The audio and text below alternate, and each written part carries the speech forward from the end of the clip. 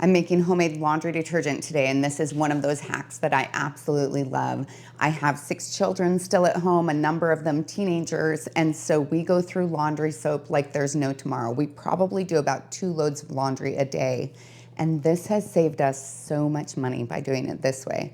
This particular one I actually did with some of my homemade soap, but I'm doing it with Zote soap today. This is kind of fun because it makes everything pink. You can also use Fels Naphtha, and both of those are very popular ones to use.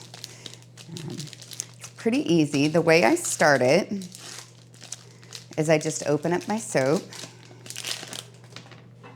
and I'll cut it into smaller sections so that it's easier for my food processor. What I want is for the soap to be really small, so that it dissolves in the water faster. Zote actually has a pretty pleasant smell to it. And then I just put it in my food processor, put on the lid, and then I want to get it nice and fine. So now it's in nice fine pieces, and so it should be perfect for dissolving in the water. My next step is to place 4 cups of hot water in a large pan. I want the pot to be pretty deep because otherwise the bubbles will overflow. And then I'll place this on high heat, and I'll add my soap to it.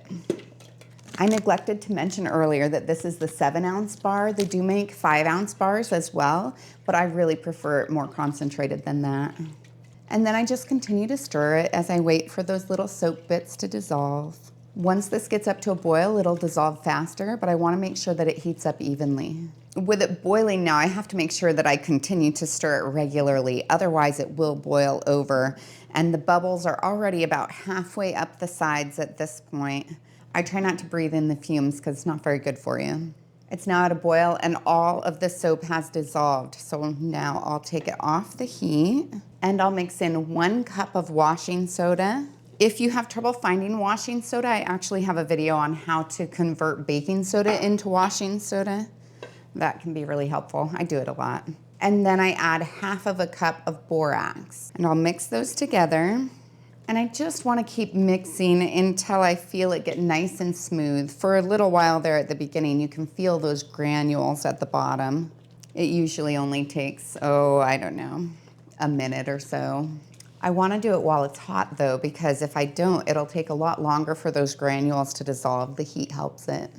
Now that it's mixed together really well, I'll pour it into 2 separate quart-sized jars, and I just separate it between the 2. It's usually about 2 cups in each one. I'll then add about 2 cups of hot water, and I just pour it until it gets right up to the shoulder of the jar because I need enough room for my immersion blender. The bubbles will go down over time, so I don't really factor those in when I do this. I'll then add my 2 rings and lids, and I want it pretty tight because I'm actually going to be storing these upside down. So for the next 4 to 6 hours, I'll have these sitting on the counter upside down just like that. So it's been about 5.5 hours now. So it's a good time for me to get into these. If I wait more than 6 hours, it becomes a little too hard and granular. So, I mean, really that 4 to 6 hour window is ideal. Then a lot of times I need to break the seal because of the heat. It will just seal that top down, not a big deal. And you'll see how full it looks, and that's because it has a little air pocket in the bottom. And so that's what I'm gonna need to break into now. So I'll use my butter knife and just sink it right in the middle and kind of turn it. And that helps to release that air. This is why it's so important that you just stop it right at that shoulder because otherwise we won't be able to fit the immersion blender in. And I'll do the same on the other side. Then I take my immersion blender and I actually put it in the jar. That's why it's so important that you have a wide mouth jar so that the immersion blender can fit in it. Some people do a regular mouth one and they have blenders that will actually connect up to that. You could try that if you wanted to. Sometimes it's hard to get this started. There'll be a little bit of resistance at first, but you just kind of gradually go, and I try to hold my hand over the top of it so that it doesn't explode all over the place. Even if it does, it's soap. It's not that bad to clean up. And then it should just be nice and creamy. With the Zote soap, it almost looks like soft serve strawberry ice cream. If you wanted to just do the concentrated version of this soap, this is it. You would just pull out a tablespoon and throw it into each load. Usually what I do is I just have a tablespoon that's designated for it, and then I would scoop it and pop it right in with the laundry. It washes with it. As soon as I switch it to the dryer, I pull the spoon out and use it for the next load. But personally, I don't really care for the concentrated version.